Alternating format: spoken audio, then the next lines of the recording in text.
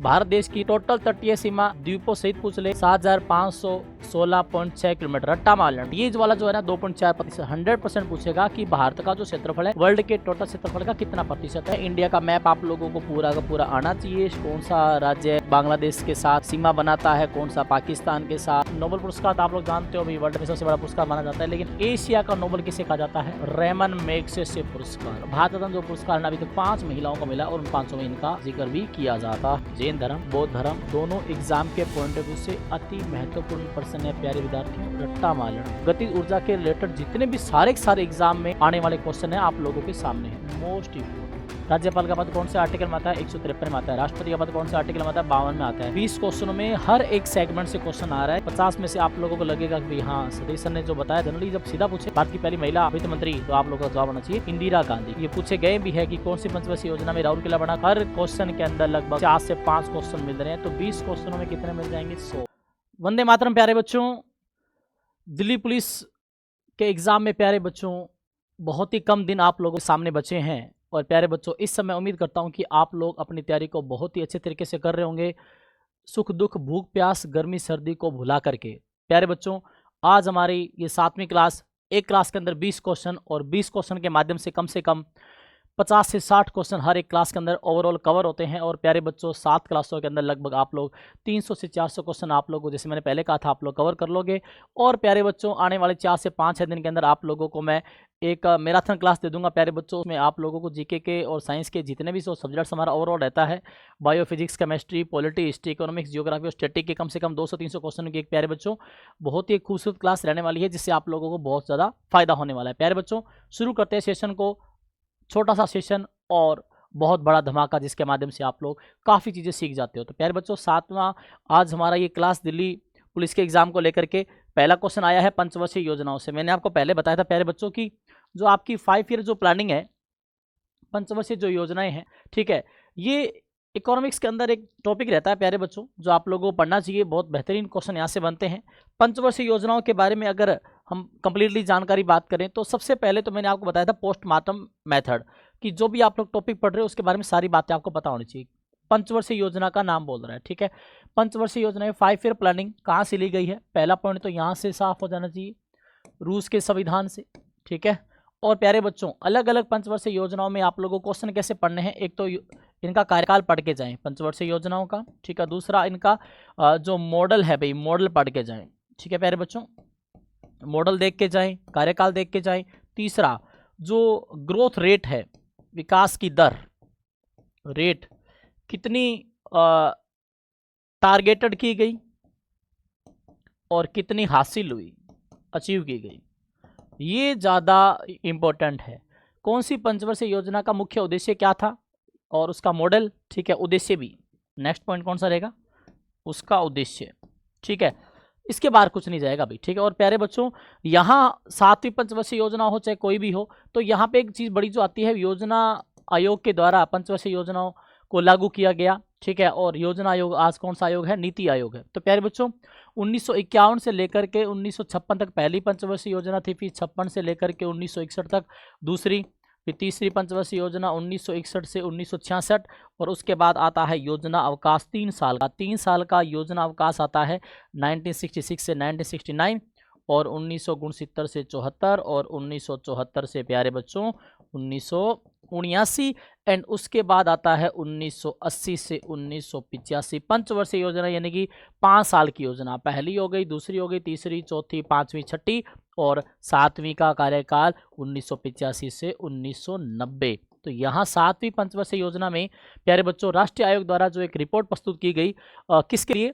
सब रोजगार महिलाओं और अनौपचारिक क्षेत्र में महिलाओं पर, ठीक है, उसके लिए एक रिपोर्ट पेश की गई। उसका नाम देखो, चारों ऑप्शन ऐसे हैं भाई, एग्जाम में बच्चा गैस कर ही नहीं सकता भी सर इसका आंसर शक्ति सहयोग, नारी शक्ति, श्रम शक्ति या महिला विकास। तो आंसर क्या होगा भाई?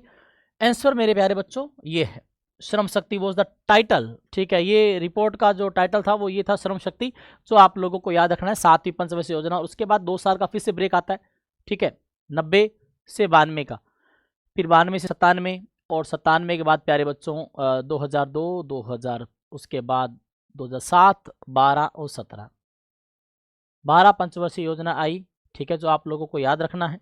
ठीक है, तो ये जरूर याद रख लेना। और यहाँ आप देख सकते हो जो मैंने पढ़ाया है उसको वापस, ठीक है, ताकि रिवीजन हो जाए अच्छे तरीके से। 7वीं पंचवर्षीय योजना के दौरान स्वरोजगार, महिलाओं और अनौपचारिक क्षेत्र में महिलाओं पर राष्ट्रीय आयोग द्वारा प्रस्तुत जो व्यापक रिपोर्ट का शीर्षक क्या था, श्रम शक्ति। भी बहुत बढ़िया क्वेश्चन है, याद रखना। ठीक है, अगला क्वेश्चन है, भारतीय संविधान में कानून के शासन का विचार किस देश से लिया गया? तो जैसा कि मैंने आप लोगों को बताया था, दिल्ली पुलिस की तैयारी करने वाले तमाम विद्यार्थियों को ये ध्यान देना है कि भाई पॉलिटी अगर आप लोगों ने अभी भी नहीं पढ़ी है तो 3 दिन में आप लोग पढ़ सकते हो। भाग 3 पढ़ लो, मूल अधिकार, और भाग 4 पढ़ लो, राज्य के नीति निर्देशक तत्व, डीपीएसपी, और भाग 4A और संविधान के सोर्सेज। 4 टॉपिक पढ़ के चले जाओ, यहीं से ज़्यादा क्वेश्चन आने की संभावना है। तो यहाँ देखो भाई, संविधान के जो सोर्सेज है वहीं से पूछा गया है क्वेश्चन है, कानून के शासन का विचार यानी कि रूल ऑफ लॉ।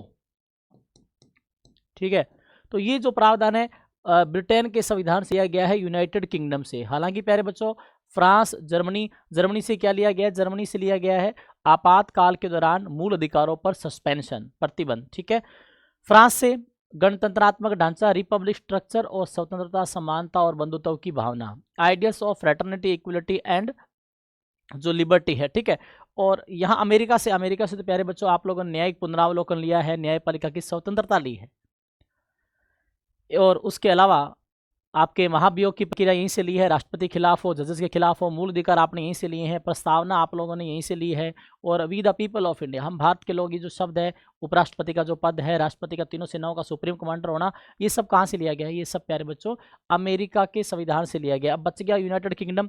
अगर मैं इसकी बात करूँ, ब्रिटेन से आप लोगों ने क्या क्या चीज़ें ली है, तो ढंग से देखिएगा भाई, एक ही क्लास के अंदर सारी बातें हो रही है भाई। 3 देश के संविधान की सोच पढ़ा चुका हूँ। ब्रिटेन से देखो, ब्रिटेन से एकल नागरिकता, सिंगल सिटीजनशिप। ठीक है, एकल नागरिकता, और दूसरा प्यारे बच्चों रूल ऑफ लॉ, कानून का शासन। ठीक है, तीसरा बड़ा पॉइंट, विधि के समक्ष समानता, जो आर्टिकल 14 में आती है, right to equality before law, right to equality before law. चौथा, बहुमत की सरकार, मेजोरिटी गवर्नमेंट वाला जो कंसेप्ट है, जिसके पास बहुमत होगा वही सरकार बनाएगा। और क्या है? मंत्री परिषद का कलेक्टिव रिस्पॉन्सिबल होना, मंत्री परिषद का सामूहिक उत्तरदायित्व। ठीक है, आर्टिकल 75(3) में आती है ये बात। कौन से आर्टिकल में आती है? आर्टिकल संख्या 75(3) में। और कहाँ से लिया गया? यहाँ से भाई संसदीय व्यवस्था ली गई है, संसदीय व्यवस्था, पार्लियामेंट्री प्रोसीजर, जो लोकसभा और राज्यसभा है, जो आप लोगों ने यहीं से लिया है। ठीक है, तो एकल नागरिकता होगी, विधि का शासन हो गया, और कानून बनाने की जो प्रोसीजर है,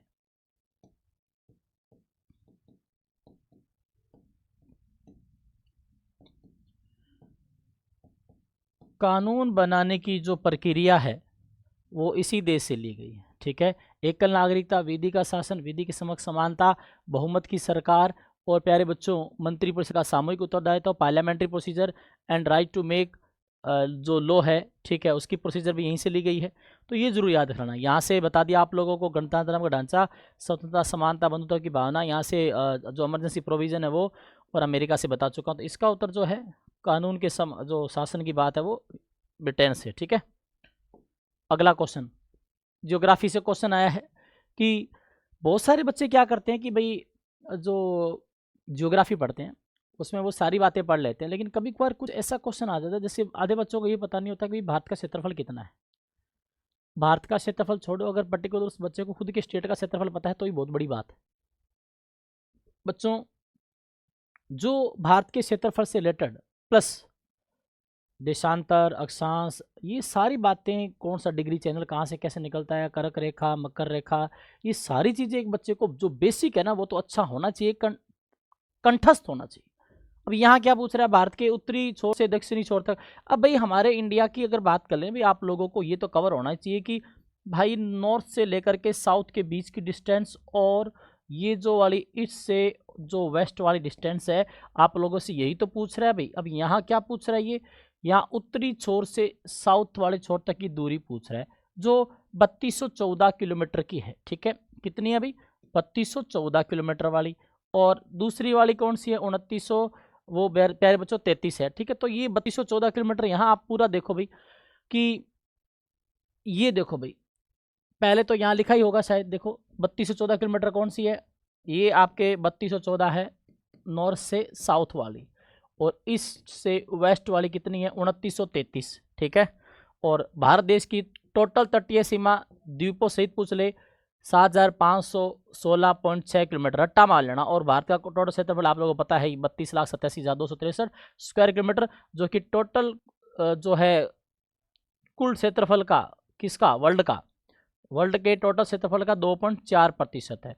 एक 2.4, 32,87,263, 7516.6, 15,200 जो हमारी जो स्थलीय सीमा है, और बाकी ये सब चीज़ें। ठीक है, तो ये 5 जो आंकड़े हैं, ये क्षेत्रफल तो फिर भी क्वेश्चन ना पूछे एग्जाम में, बट ये वाला जो है ना 2.4%, 100% पूछेगा कि भारत का जो क्षेत्रफल है वर्ल्ड के टोटल क्षेत्रफल का कितना प्रतिशत है, और उसके स्थलीय सीमा 15,200, तटीय सीमा 7516.6 है, और भारत का क्षेत्रफल कितना है, और ईस्ट से वेस्ट और नॉर्थ से साउथ की जो दूरी है। यहाँ आप लोग देख सकते हो इस यहाँ आप लोगों के सामने ये ग्राफ, तो भारत का जो मैप है दिया गया है, अगर आपको स्पष्ट दिखाई ना दे तो मैं बताना चाहूँगा कि प्यारे बच्चों यहाँ आप देख सकते हो ये जो है 2933 किलोमीटर है ईस्ट से वेस्ट वाला। ठीक है, 2933 किलोमीटर, और ये जो वाली डिस्टेंस है ना भाई प्यारे बच्चों, ये है 3214 किलोमीटर, 3214 किलोमीटर, जो आप लोगों को याद रखनी है। ठीक है,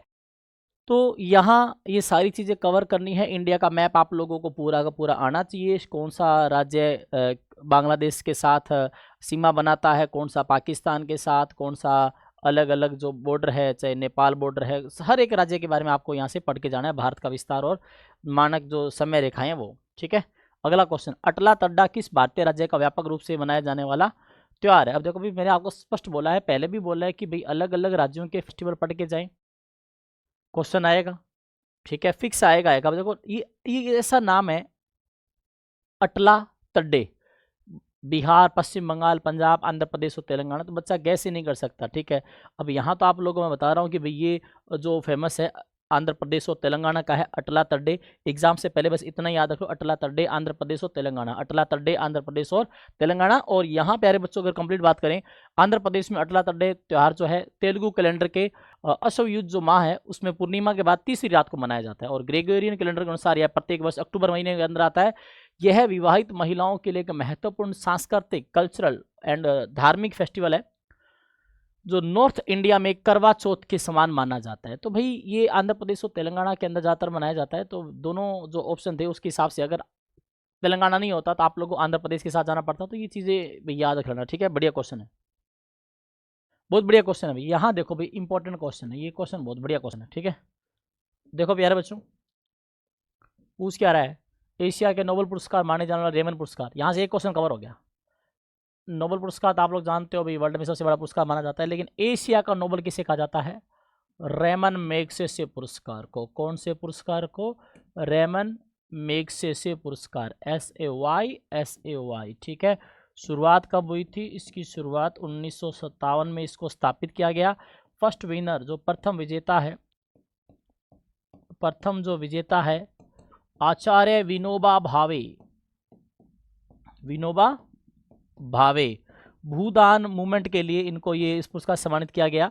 प्यारे बच्चों, रेमन मैग्सेसे पुरस्कार में है ना भाई लगभग 50,000 अमेरिकी डॉलर अवार्ड मिलता है, 50,000 US डॉलर। ठीक है, US डॉलर जो है विनिंग है, विजेता राशि है। और प्यारे बच्चों, हम बात करें एशिया का नोबेल पुरस्कार कहा जाता है रेमन मैग्सेसे पुरस्कार को। 1957 में इसकी स्थापना हुई। प्रथम विजेता ये जो है आचार्य विनोबा भावे को 1958 के अंदर ये पुरस्कार दिया गया।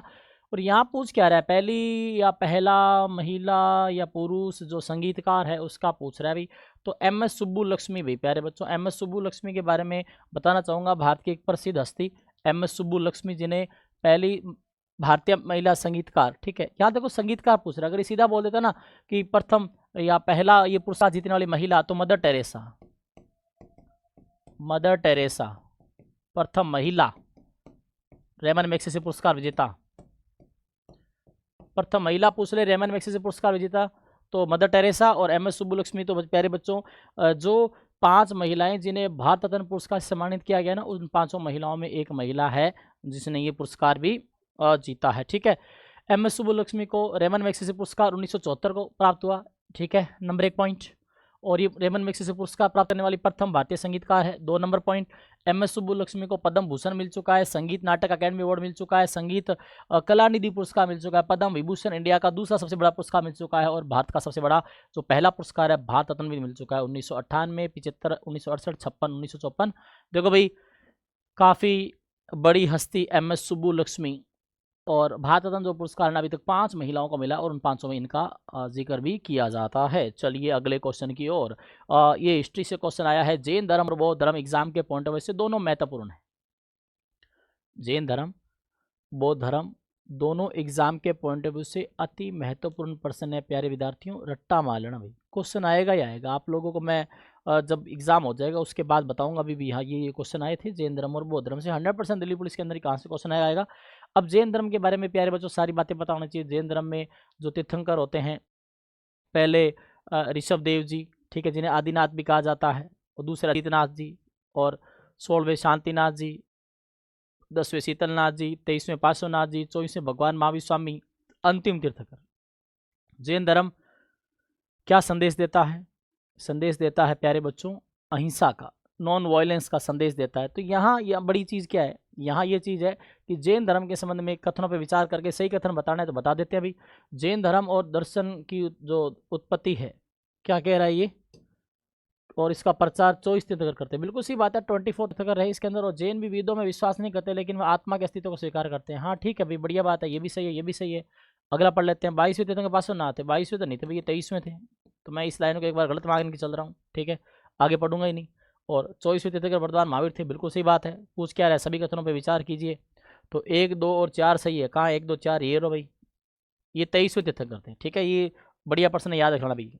एक्सप्लेनेशन दोबारा देख लो। 23वें कौन थे? पार्श्वनाथ जी। अनुयायियों को निग्रंथ कहा जाता था। पार्श्वनाथ के अनुयायियों को क्या बोलते थे? निग्रंथ। और अरिष्ट नेमी को नेमीनाथ के नाम से भी जाना जाता है, जो 22वें तीर्थंकर थे। 24वें बता दिया। पहले कौन थे? पहले ऋषभ देव, जिन्हें आदिनाथ भी कहते हैं। दूसरे अजीतनाथ। 16वां भी पूछा गया है एग्जाम में, शांतिनाथ। अब ऐसे तो 24 के 24 अगर कोई बच्चा याद कर पाए तो बहुत बढ़िया बात है, सोने पे सुहागे वाली बात है। ठीक है, तो पहले ऋषभ देव जी, दूसरे आदिनाथ जी, 16वें शांतिनाथ जी, 23वें पार्श्वनाथ जी, 24वें भगवान महावीर स्वामी जी। ठीक है, याद रख लेना। भगवान महावीर स्वामी के माता पिता का नाम पढ़ के जाएं, ठीक है, और उनसे जन्म का स्थान, मोक्ष स्थल वगैरह सारी चीज़ें पढ़ के जाएं। ठीक है, एग्जाम में आएगी। अगला क्वेश्चन है, गिरते हुए नारियल और तेज रफ्तार कारों और लुढ़कते पत्थरों और उड़ते विमानों से किस प्रकार की ऊर्जा निकलती है? भाई प्यारे बच्चों, एनर्जी वाला जो चैप्टर है भाई, ऊर्जा को न तो प्यारे बच्चों समाप्त किया जा सकता है, पढ़ा होगा आप लोगों ने ऊर्जा का वो नियम कि ऊर्जा को न तो नष्ट किया जा सकता है, ना ही प्यारे बच्चे इसे मतलब कि पैदा किया जा सकता है। यह कन्वर्जन में बिलीव करती है, इसका कन्वर्जन किया जा सकता है एक फॉर्म से दूसरी फॉर्म के अंदर। और ऊर्जा का रूपांतरण करने वाले अलग अलग कारक भी होते हैं। और प्यारे बच्चों, ऊर्जा का मात्रक पढ़ के जाएं। और उसके अलावा बात करें ऊर्जा के जो मेन जो टाइप होते हैं, गतिज ऊर्जा और स्टैटिक ऊर्जा, यानी कि काइनेटिक एंड स्टैटिक जो एनर्जी होती है। तो यहाँ पे जो एनर्जी पूछ रहा है, तेज रफ्तार कार है, गिरता हुआ नारियल है, तो वो किस प्रकार की ऊर्जा से संबंधित है? तो वो प्यारे बच्चों काइनेटिक जो एनर्जी है, गतिज ऊर्जा से संबंधित है। ठीक है, गतिज ऊर्जा से संबंधित है काइनेटिक एनर्जी। यहाँ आप देख सकते हो गतिज ऊर्जा के रिलेटेड जितने भी सारे एग्जाम में आने वाले क्वेश्चन है आप लोगों के सामने है। अति महत्वपूर्ण, अति महत्वपूर्ण भाई, मोस्ट इंपॉर्टेंट प्यारे बच्चों, मोस्ट इंपॉर्टेंट, मोस्ट इंपॉर्टेंट।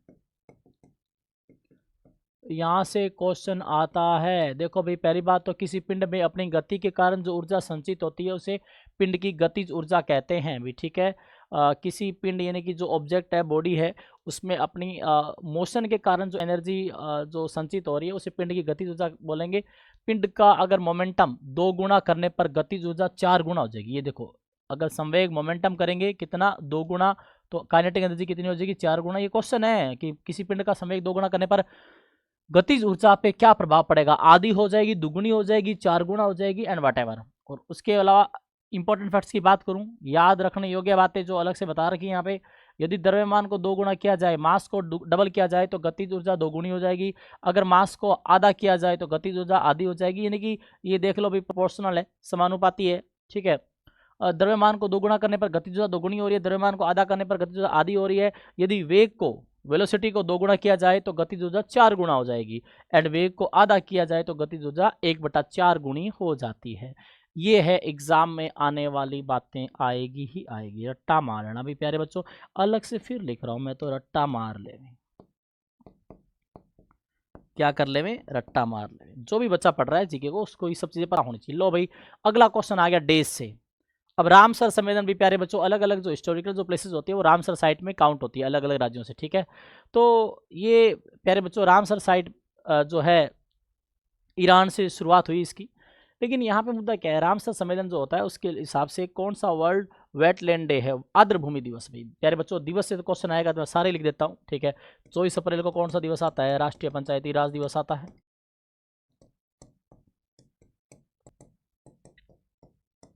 ठीक है। 15 जनवरी को कौन सा आता है, थल सेना दिवस आता है भाई, आर्मी डे। 2 फरवरी को आपका वर्ल्ड वेटलैंड डे, आर्द्र भूमि दिवस, ठीक है। 22 दिसंबर को national mathematics day.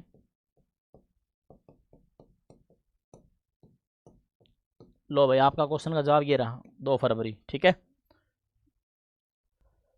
9 number question है, प्रकाश तरंग का जो सिद्धांत है किसके द्वारा प्रस्तावित किया गया था। प्रकाश तरंग का सिद्धांत, प्रकाश तरंग। अब प्यारे बच्चों, आप लोगों ने अगर साइंस में फिजिक्स पढ़ी है तो फिजिक्स के अंदर प्रकाश वाला जो चैप्टर है ना, प्रकाश का वर्ण विक्षेपन पढ़ के जाएँ, डिस्पर्जन ऑफ लाइट, प्रकाश का पूर्ण आंतरिक परावर्तन पढ़ के जाएँ। इनकी थ्योरी से भले ही प्यारे बच्चों, परिभाषा से भले ही क्वेश्चन ना बने, लेकिन इनके एग्जाम्पल से क्वेश्चन पूछा जा सकता है। तो प्रकाश से रिलेटेड जितनी भी घटनाएं हैं पढ़ के जाना, एग्जाम में बहुत काम आती है। और जो लेंस और जो मिरर वाला चैप्टर है वो पढ़ के जाना। और प्रकाश तरंग का जो सिद्धांत है वो ये जो प्रस्तावित किया गया था क्रिस्टियन ह्यूजेंस के द्वारा। ये ऐसे क्वेश्चन एग्जाम में बहुत बार आते हैं, ठीक है। ये होमी जहांगीर बाबा, परमाणु जो एनर्जी है भारत में उसके जनक, ठीक है, क्रिस्टियन ह्यूजेंस ने। और विस्तृत जानकारी देखो, डच फिजिक्स विज्ञानी क्रिस्टियन ह्यूजेंस का मानना था कि प्रकाश तरंगों से बना होता है, ठीक है, कि लाइट वेव से बनी होती है, और जो वेव्स है वो प्रसार की दिशा के लंबवत ऊपर और नीचे कंपन करती है तथा तरंग प्रसार की एक कल्पना को प्रतिपादित करती है। यह ह्यूजेंस सिद्धांत के रूप में जाना जाता है। इस सिद्धांत को ह्यूजेंस ने 1678 में दिया था, और प्रकाश का कर्ण सिद्धांत न्यूटन ने दिया था भाई, ठीक है। तो दोनों अलग अलग चीज़ें, रट्टा मार लेना। प्रकाश का जो वेव वाला सिद्धांत है वो तो दिया था ह्यूजेंस ने, और प्रकाश का जो मोलिक्यूल्स वाला है, कण वाला, ठीक है, पार्टिकल्स वाला, ये दिया था सिद्धांत न्यूटन ने भी, ठीक है। बढ़िया प्रश्न है। ये फोटो देखो भाई इनकी, क्रिस्टियन ह्यूजेंस की। अगला क्वेश्चन पॉलिटी से है, किसी राज्य में मंत्रिपरिषद की नियुक्ति किसकी सलाह पे की जाती है। तो प्यारे बच्चों, यहाँ देखो भाई, ये अलग अलग जो बढ़िया क्वेश्चन आया है भाई, ठीक है। मंत्रिपरिषद की नियुक्ति क्या राज्यपाल की सलाह पे की जाएगी, या मुख्यमंत्री की सलाह पे की जाएगी, या कोई अलग से प्रावधान है। तो सारी बातें कर लेते हैं भाई, कुछ बात छोड़ेंगे नहीं। प्यारे बच्चों देखो, मंत्रिपरिषद की नियुक्ति करेगा कौन। एक एक मंत्री की नियुक्ति आर्टिकल 164 सेक्शन 1 में राज्यपाल करेगा, 164(1) में सीएम की नियुक्ति भी आती है, और 164(1) में मंत्रियों की नियुक्ति भी आती है, मिनिस्टर्स की नियुक्ति। आर्टिकल सेम रहेगा, करेगा कौन, राज्यपाल करेगा, लेकिन किसकी सलाह से, मुख्यमंत्री की सलाह से अन्य मंत्रियों की नियुक्ति की जाती है। और एक चीज़ और जो बड़ी चीज़ आप लोगों को याद रखना है, राज्यपाल का पद कौन से आर्टिकल में आता है, 153 में आता है। राष्ट्रपति का पद कौन से आर्टिकल में आता है, 52 में आता है। उच्च न्यायालय के जो न्यायाधीश होते हैं वो कौन से आर्टिकल में आते हैं, 214 के अंदर आते हैं। हाईकोर्ट 214 में है, और सीएम का जो पद है आर्टिकल 164 में आता है, ठीक है। तो ये अलग से पता होना चाहिए। और ये एक बड़ी बात जो आप लोगों को याद रखनी है कि अगर आपसे पूछ ले कि राज्य में एक मंत्री परिषद होगी जो राज्यपाल के कार्यों में सहायता करेगी। राज्य में एक मंत्री परिषद होगी जो राज्यपाल के कार्यों में क्या करेगी, सहायता करेगी, ठीक है। राज्य में एक मंत्री परिषद होगी प्यारे बच्चों जो राज्यपाल के कार्यों में सहायता करेगी, राज्यपाल के कार्यों में सहायता करेगी। और इसका मुखिया कौन होगा, मंत्रिपरिषद का मुखिया राज्य का मुख्यमंत्री होगा। ठीक है, ये बात आप लोगों को याद रखना है भाई। There shall be council of minister in state to the aid या हेल्प ऑफ गवर्नर एंड जो chief minister will be the head of this council of minister. ये आर्टिकल कौन से में आ जाएगा? आर्टिकल 163 में आती है। ये बढ़िया बात है। ठीक है, याद कर ले भाई। देखो भाई 20 क्वेश्चनों में हर एक सेगमेंट से क्वेश्चन आ रहा है, क्योंकि ये 20 क्वेश्चन आप लोगों को एग्जाम में आएंगे आपके 50, और 50 में से आप लोगों को लगेगा कि भाई हाँ सतीश सर ने जो बताया था कि भाई अलग अलग जो सब्जेक्ट्स है उसमें से आप लोगों को आइडिया मिल जाएगा कि कहाँ कहाँ से क्वेश्चन किस प्रकार का फॉर्मेट एग्जाम का सेट हो सकता है। ठीक है, तो वन अरेंज्ड मर्डर, लो भाई किताब का नाम हिंदी में हो चाहे इंग्लिश में हो वैसे ही पढ़ा जाएगा, वन अरेंज्ड मर्डर। ठीक है, पुस्तक के लेखक ये देखो विक्रम सेठ, चेतन भगत, सलमान रुश्दी, जुम्पल रेड्डी, इनकी किताबें बहुत ज़्यादा फेमस है, पढ़ के जाना। ये जो है चेतन भगत की किताब है वन अरेंज मर्डर। और चेतन भगत की भाई और प्यारे बच्चों टू स्टेट्स, ठीक है, girl, the girl in room number 105, the girl, the girl in room number 105 famous किताब है। Two states, the girl in room number 105, one arranged murder. ठीक है, और उसके अलावा फेमस में देखो 5 पॉइंट समवन। ठीक है, 5 पॉइंट समवन, लो भाई 5 point someone, one night the call centre, 3 mistakes of my life, बढ़िया किताब है। टू स्टेट्स बता चुका हूँ। Revolution 2020, half girlfriend. ठीक है, हाफ गर्लफ्रेंड को हाफ गर्लफ्रेंड बच्चों हिंदी नहीं आती, आदि महिला मित्र, ऐसा नहीं हो सकता। ठीक है, making India awesome, one Indian girl और इंडिया पॉजिटिव, बढ़िया बढ़िया किताबें। 1 2 3 4 5 6 7 8 9, 9 किताबें चेतन भगत की। ठीक है, रट्टा मार लेना भाई। चेतन भगत भारत के सबसे युवा लेखक हैं प्यारे बच्चों, जिन्होंने जो लेखक ऐसे हैं अमीर, जिसको लेखक माना जाता है, सबसे ज़्यादा किताबें चलती है, लोग इंटरेस्ट भी लेते हैं। ठीक है, तो भाई युवा और मतलब कि काफ़ी अमीर जो लेखक है उनमें इनकी गिनती होती है। चेतन भगत की 5 point someone, one night the call centre, 3 mistakes of my life, two states, revolution 2020, half girlfriend, making India awesome, one Indian girl, India positive. Okay, next question है, इंडिया के पहले स्वतंत्र भारत के पहले फाइनेंस मिनिस्टर कौन थे? तो प्यारे बच्चे बढ़िया प्रश्न है। आर के षणमुखम चेट्टी, आज़ाद भारत के पहले वित्त मंत्री। अब वित्त मंत्री संबंधित 2 बड़ी बातें बताना चाहूँगा। अगर आप लोगों से पूछे कि भारत की पहली महिला वित्त मंत्री कौन थी, तो आप लोगों को जवाब देना पड़ेगा इंदिरा गांधी। और पूछ लिया भारत की पहली महिला कंप्लीटली फाइनेंस मिनिस्टर कौन, तो निर्मला सीतारमन, जो वर्तमान में। अब आप सोचोगे सर दोनों पहली पहली, आप अलग अलग क्यों बता रहे हो?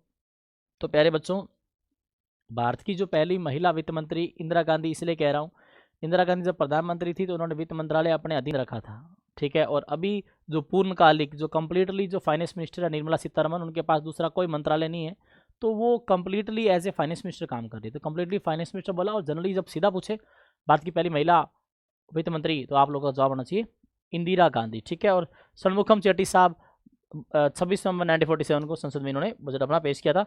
ये भारत के पहले वित्त मंत्री है, बढ़िया प्रश्न है। ठीक है, और आप लोगों को कमेंट बॉक्स में कमेंट करके बताना है, कमेंट करें भाई, कमेंट करना भारत के पहले डिफेंस मिनिस्टर कौन थे, भारत के प्रथम रक्षा मंत्री। तो पहले बच्चों कमेंट करके ये बताना भी भारत के पहले जो डिफेंस मिनिस्टर है वो कौन थे। ठीक है, अगले क्वेश्चन के बढ़ लेते हैं। अगला क्वेश्चन है, भारतीय नागरिकता नहीं प्राप्त की जा सकती, बढ़िया प्रश्न है भाई। भारतीय नागरिकता, प्यारे बच्चों पहला पॉइंट जो बता दूं, भारत में सिंगल सिटीजनशिप चलती है। कैसे चलती है? एकल नागरिकता। ये प्रावधान कहाँ से लिया गया है? ब्रिटेन से लिया गया है। ठीक है, नागरिकता संविधान के कौन से भाग में आती है? संविधान के भाग 2 में आती है। नागरिकता के आर्टिकल कहाँ से कहाँ तक है? आर्टिकल 5 से 11 में अनुच्छेद। ठीक है, और नागरिकता प्राप्त करने के लिए सबसे पहले अधिनियम बना था 1955 में। प्रथम भारतीय नागरिकता अधिनियम 1955 बना, जिसके आधार पे 5 प्रकार से नागरिकता हासिल की जा सकती है और 3 प्रकार से समाप्त।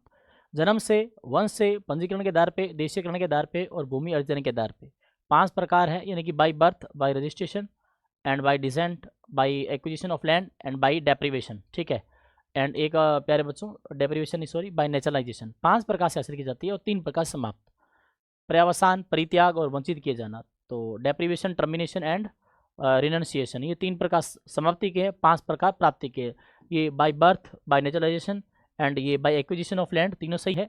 भारतीय बैंक में धन जमा करा करके नागरिकता भारत की हासिल नहीं की जा सकती, तो ये बढ़िया प्रश्न है। 5 प्रकार से हासिल की जा सकती है और नागरिकता कितने प्रकार से?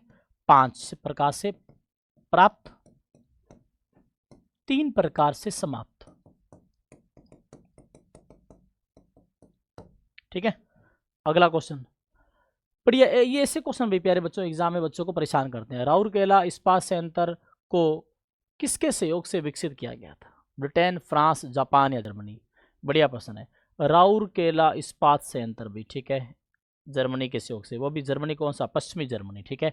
तो प्यारे बच्चों राउरकेला इस्पात कारखाना जो है भारत में सार्वजनिक क्षेत्र का पहला एकीकृत इंटीग्रेटेड स्टील कारखाना है, ठीक है प्यारे बच्चों। और बात कर लेते हैं कि भाई राउरकेला ये आपके किस राज्य में है? उड़ीसा में है।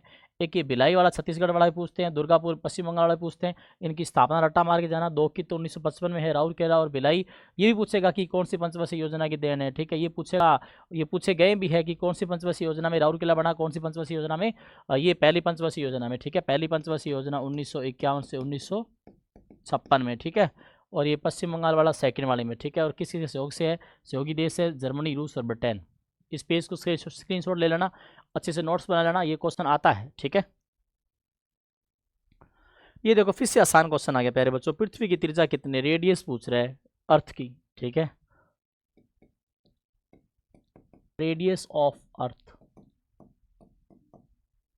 6371 किलोमीटर अभी, ठीक है। 6300। कई बच्चे भूल जाते हैं भाई हम कैसे याद रखें, तो प्यारे बच्चों सोचा करो, ट्रिक दिमाग में रखा करो कि कैसे भी करके 6 और 3 9, 9 7 16, एक क्या बन जाएगा 17, 17 को आगे जोड़ देंगे 8 बन जाएगा। तो ऐसे तो भाई ये तो मैंने यूनिट डिजिट को जोड़ा है, आप लोग ऐसा दिमाग ना लगाएं, बस जनरली आप लोग याद रख सकते हो। अभी 6 का आधा किया था, 3 आया था, फिर और बाद में एक 7 आ गया था, फिर एक, कुछ ना कुछ सोचना पड़ेगा, ठीक है। सीधा अगर कोई रट सकता है तो बहुत बढ़िया बात है, लेकिन कुछ समय बाद बच्चा भूल जाता है। जब 4 ऑप्शन दे दिया ना कि 63 से 71 कर दिया और बाद में ये कर दिया 67 31 कर दिया, तो आसपास के आंकड़े घुमा करके बच्चे को दिमाग को ख़राब किया जाता है। तो 6371 किलोमीटर ये क्या है? इसकी पृथ्वी की त्रिज्या है। पृथ्वी सूर्य से दूरी के क्रम में तीसरा ग्रह है। सभी ग्रहों में आकार की दृष्टि से पृथ्वी का स्थान 5वां है। पृथ्वी अपनी दूरी पर कैसे घूमती है? वेस्ट से ईस्ट की ओर घूमती है। पृथ्वी की आकृति जियोइड प्रकार की है, जो इसकी त्रिज्या लगभग 6371 किलोमीटर है। लो भाई, पृथ्वी से अलग अलग कौन सी बातें? दूरी के क्रम में तीसरा है, आकार की दृष्टि से 5वां है, और अपनी दूरी पे कैसे घूमती है? पश्चिम से पूर्व की ओर, और आकृति कैसी है? जियोइड, और 5वीं है। हर क्वेश्चन के अंदर लगभग 4 से 5 क्वेश्चन मिल रहे हैं, तो 20 क्वेश्चनों में कितने? ठीक है। तो प्यारे बच्चों एक क्लास अपने आप में बहुत बड़ी क्लास होती है अगर आप लोग डिटेल में उस क्लास को पूरा देखते हैं तो, ठीक है। अगला क्वेश्चन आया, निम्न में से किस आंदोलन की शुरुआत बंगाल में हुई थी? प्यारे बच्चों बंगाल में ये देखो आर्य समाज, प्रार्थना समाज, सत्यशोधक समाज, ये सब महाराष्ट्र वाले ये आंदोलन है, ठीक है। पुणे वाले ये रामकृष्ण मिशन है ना, ये प्यारे बच्चों आपको बंगाल का आंदोलन मिलेगा बंगाल में, ठीक है। ये सत्यशोधक समाज, रामकृष्ण मिशन और प्रार्थना समाज, Arya Samaj, servant society of India, ये मैंने आपको पहले भी पढ़ाए हैं और पहले बताया है कि आप लोगों को ये सारे याद रखने हैं। देखो ये प्रमुख भारतीय कौन कौन से समाज, प्रमुख भारतीय समाज, सत्यशोधक समाज, आर्य समाज, रामकृष्ण मिशन। देखो आंदोलन की स्थापना सत्यशोधक समाज के संस्थापक ज्योतिबा फुले, आर्य समाज स्वामी दयानंद सरस्वती, और जो प्रार्थना समाज है ना भाई प्यारे, प्रार्थना समाज आत्माराम पांडुरंग, आत्माराम पांडुरंग, ठीक है। 1867 बम्बई, ये सेम जो ऊपर लिखा पड़ा है बम्बई। तो आत्माराम पांडुरंग 1867 में जो प्रार्थना समाज की स्थापना हुई, रामकृष्ण मिशन की स्थापना स्वामी विवेकानंद ने की, आर्य समाज की स्वामी दयानंद सरस्वती ने, एंड सत्यशोधक समाज ज्योतिबा फुले ने, ठीक है। 1873, 1875, 1897 एंड 1867, सब 19वीं शताब्दी के हैं, ठीक है। अलग अलग जगह पे आप लोगों के सामने। गुरु गोविंद सिंह ने किस वर्ष खालसा पंथ की स्थापना की थी? प्यारे बच्चों गुरु गोविंद सिंह, पहला पॉइंट तो जन्म कहाँ पे? पटना में। और गुरु गोविंद सिंह सिखों के अंतिम गुरु, सिखों के अंतिम गुरु। फेमस लाइनें आप लोगों को याद होगी, चिड़िया तो मैं बाज लड़ावा, ठीक है, बहुत बढ़िया लाइन थी वो। सिखों के अंतिम गुरु और प्यारे बच्चों, और गुरु प्रथा इन्होंने शुरू की थी। गुरु प्रथा के जनक इन्हें ही माना जाता है, ठीक है। सिख धर्म में पंज प्यारे जो सिस्टम होता है, पंज प्यारे, ये भी इन्होंने शुरू किया था, ठीक है।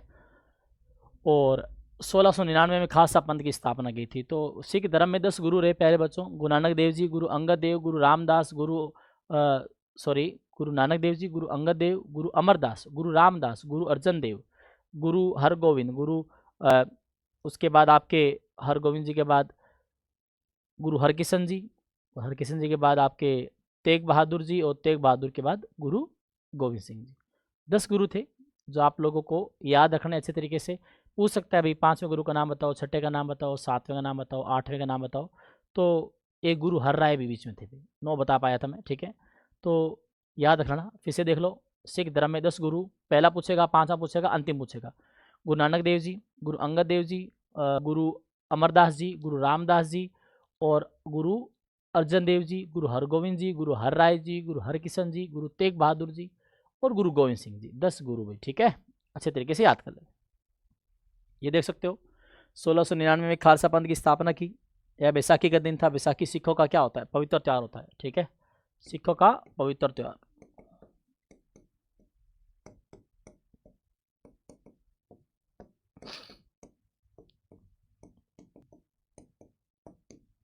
ठीक है, इस दिन उन्होंने 5 प्यारों को अमृत पान करवा करके खालसा पंथ की स्थापना की थी। फिर 500 प्यारों के हाथों से खुद भी अमृत पान किया भी, ठीक है। पंच प्यारे, जो 5 प्यारे होते हैं, वो मैंने आप लोगों को पहले बताया कि ये गुरु नानक देव जी प्यारे बच्चों जो इस धर्म के संस्थापक माने जाते हैं। गुरु गोविंद सिंह जी अंतिम गुरु रहे, क्योंकि इन्होंने बाद में गुरु प्रथा जो है प्यारे बच्चों, यहाँ गुरु प्रथा समाप्त की थी। यहाँ हमने कुछ गलत लिखा था, गुरु प्रथा के जनक नहीं है, गुरु प्रथा को समाप्त किया भाई, गुरु प्रथा को प्यारे बच्चों समाप्त किया था। यहाँ देखो, इसको सही करना है, इसको सही करना है।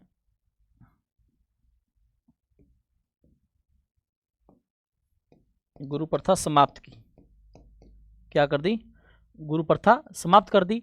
और प्यारे बच्चों, एक चीज़ आप लोगों को यहाँ याद रखनी है, गुरु प्रथा समाप्त कर दी और गुरु ग्रंथ साहिब को गुरु मानने का आदेश दिया।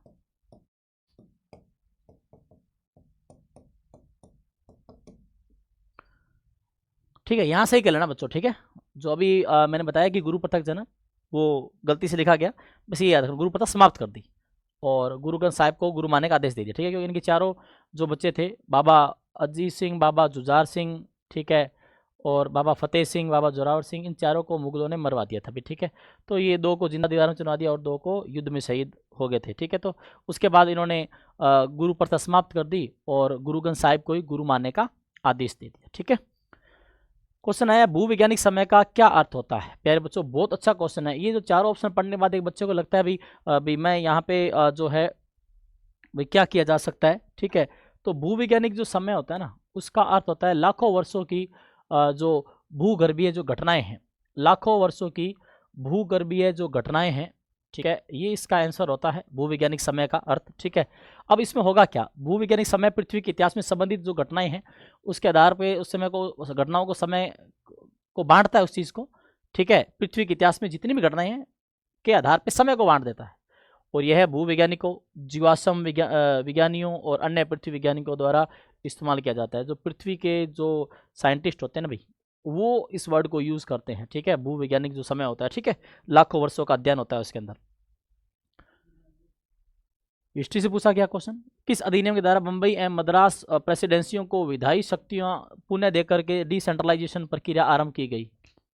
एग्जाम में पूछा जाने वाला प्यारे बच्चों, जो अलग अलग ईस्ट इंडिया कंपनी ने भारत में अधिनियम बनाए और ब्रिटिश पार्लियामेंट ने जो एक्ट बनाए थे, उन एक्ट से पूछा गया ये क्वेश्चन है। उन एक्ट से पूछा गया ये क्वेश्चन है, ठीक है, कि कौन से एक्ट में क्या चीज़ हुई। ये देखो भाई, 1773 का regulating act, council of India act 1861 and council of India 1892 and ये मोरले मिंटो रिफॉर्म एक्ट, भारतीय शासन अधिनियम, भारतीय परिषद अधिनियम। ये पहला एक्ट था, ठीक है, जिसमें सुप्रीम कोर्ट बनी कलकत्ता के अंदर, ठीक है। और 1861 में भारत में पोर्टफोलियो सिस्टम आया, अध्यादेश आया, और बम्बई और मद्रास प्रेसिडेंसी को लेजिस्लेटिव पावर देकर के डिसेंट्रलाइजेशन किया गया। ये हमारा सही उत्तर है, ठीक है। और 1892 में प्रश्न पूछने का अधिकार दिया गया प्यारे बच्चों गवर्नर जनरल की काउंसिल में। और 1909 ने मुसलमानों को सेपरेट इलेक्टोरेट कॉलेज का राइट दिया, ठीक है। मुसलमानों को पृथक निर्वाचक मंडल का अधिकार दिया। लॉर्ड मिंटो सांप्रदायिकता का जनक कहलाता है, इससे बाद में सांप्रदायिकता पैदा हुई। ये इंपॉर्टेंट बातें जो आप लोगों को याद करनी है। देखो सारी बातें देखो, काउंसिल ऑफ इंडिया एक्ट 1866 से संबंधित जो बड़ी बातें हैं, उस समय भारत का जो वायसराय और गवर्नर जनरल की बात करें, 56 से 1862 कौन था? Lord Canning. 1857 की क्रांति इसी के समय में हुई थी, ठीक है। पोर्टफोलियो यानी कि विभागीय पत्ती को मान्यता दी गई। बंगाल, उत्तर पश्चिमी सीमा प्रांत और पंजाब के लिए एक नई विधान परिषद की स्थापना, ठीक है। काउंसिल एक्ट है तो विधान परिषद बंगाल के लिए, उत्तर पश्चिम सीमा प्रांत और पंजाब के लिए इसी में आई। आपातकाल के दौरान वायसराय द्वारा परिषद की सहमति के बिना भी अध्यादेश जारी किया जा सकता था, ठीक है। तो यहाँ जरूर याद रखना, हालांकि ऐसे अध्यादेश की अवधि 6 महीने होती थी, और आज भी जो अप्रूवल टाइम है ऑर्डिनेंस का, आज ऑर्डिनेंस या अध्यादेश की जो पावर है आर्टिकल 123 में है, जो राष्ट्रपति के पास और जो गवर्नर है उसके पास है आर्टिकल 213 में। दो ही लोगों के पास ऑर्डिनेंस की पावर है। ऑर्डिनेंस 123 और 213 आर्टिकल में आता है। ऑर्डिनेंस एक अस्थायी कानून होता है, ठीक है। लास्ट क्वेश्चन साइंस है कि मानव शरीर में दांतों के इनेमल का निर्माण करने वाले पदार्थ का रासायनिक नाम क्या है? वो ऐसे क्वेश्चन आप लोगों को मैंने पहले बता दिया कि ऐसे एग्जाम में आएंगे। कैल्शियम हाइड्रोक्सी एपेटाइट, ठीक है। ये रिस्पॉन्सिबल है दांतों के इनेमल का निर्माण करने के लिए। जो आप देख सकते हो, इसका जो रासायनिक सूत्र होता है CA5 क्लोज PO43OH होता है, ठीक है। पहली बात तो ये देखो, यहाँ बच्चा फंस जाता है कि रासायनिक सूत्र बता दो हाइड्रोक्सी एपेटाइट का। और दांतों का इनेमल मुख्य रूप से कैल्शियम फॉस्फेट का एक क्रिस्टलीय रूप होता है। यह शरीर का सबसे कठोर उत्तक होता है, वेरी हार्डेस्ट टिश्यू होता है। अम्लीय भोजन और बैक्टीरिया के कारण इनेमल जो है टूट जाते हैं, ठीक है। तो प्यारे बच्चों, इनेमल जो है क्षय हो जाते हैं, टूथ का जो है डिके हो जाता है। तो यहाँ प्यारे बच्चों ये जरूर याद रखना भाई, हाइड्रोक्सी एपिटाइट है, इसका रासायनिक सूत्र याद रखें दांतों के इनेमल को बनाने में, और वो किसका क्रिस्टलीय रूप होता है? ये जो आप लोगों ने सेकंड वाली लाइन देखी, कैल्शियम फॉस्फेट का, ठीक है। तो प्यारे बच्चों, आज फिर से हमारी ये 30 से 40 मिनट की जो क्लास है, इसके माध्यम से आप लोगों ने लगभग ओवरऑल अगर मैं बात करूं तो लगभग 70 से 80 क्वेश्चन आप लोग एक क्लास में सीख गए हो। तो जो बच्चा सीरियस है, जो अच्छे से पढ़ रहा है, उसके लिए ही क्लास से ज्ञान एसएससी के यूट्यूब चैनल पे, जो सीरियस है अपने लक्ष्य को लेकर के, चाहे वो दिल्ली पुलिस की तैयारी कर रहा है, चाहे एसएससी जीडी की तैयारी कर रहा है, जिस बच्चे ने एसएससी जीडी की जो वैकेंसी आई है प्यारे बच्चों, उसके बारे में अगर आप लोगों ने जो आपको कंप्लीट जानकारी चाहिए, कितना पढ़े, कैसे पढ़ें, और एग्जाम रिलेटेड जो भी इन्फॉर्मेशन चाहिए, वो आप ज्ञान एसएससी के यूट्यूब चैनल पर जा करके दोनों वीडियोज़ है वो आप वहाँ से देख सकते हो। मिलते हैं प्यारे बच्चों नेक्स्ट क्लास के अंदर। दिल्ली पुलिस के एग्ज़ाम के लिए एक ताबड़तोड़ मैराथन क्लास, टॉप इंपॉर्टेंट जो क्वेश्चंस है जीके के अंदर, बहुत जल्द मैं आप लोगों के लिए लेके आऊँगा। तब तक आप लोग चैनल को शेयर करें, लाइक करें और कमेंट करते रहें। जय हिंद, जय भारत।